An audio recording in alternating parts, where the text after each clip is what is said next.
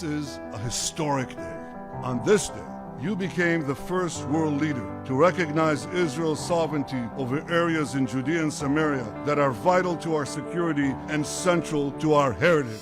The soaring music and off-camera voiceover had all the hallmarks of a campaign video, promising Israeli sovereignty in the occupied West Bank. But for Benjamin Netanyahu, a day after what he had termed a history-making event in Washington, the brakes have been at least momentarily applied. He had promised to hold a vote in cabinet on Sunday on annexing the Jordan Valley and illegal Israeli settlements in the occupied West Bank. But the United States is now making it clear that it wants further coordination before the process begins. So, does this hamper Netanyahu's election campaign? One former Israeli diplomat thinks not. Trump thanked him for the difficult work he did in creating this plan. So Netanyahu is behind it. So if there is another move with which they can help him, be quiet, let my government do it. It will have an overwhelming majority. The Americans will not stop him.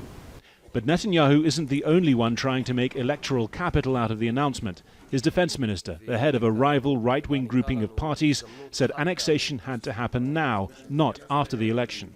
I've ordered the formation of a special team to implement the application of Israeli law and sovereignty on all Jewish settlements in the Samaria, Judea, the Jordan Valley and the northern Dead Sea. The team will start working immediately. While the Israeli left has rejected the plan, Netanyahu's main centrist challenger Benny Gantz has endorsed it. But it does risk shifting his campaign away from its previous focus on Netanyahu's indictment in 3 corruption cases.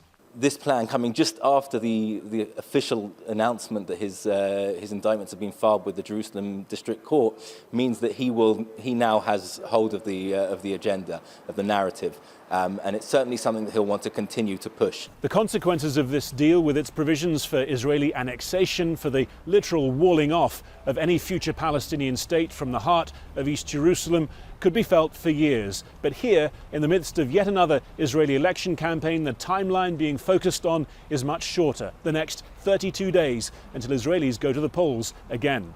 Harry Fawcett, Al Jazeera, West Jerusalem.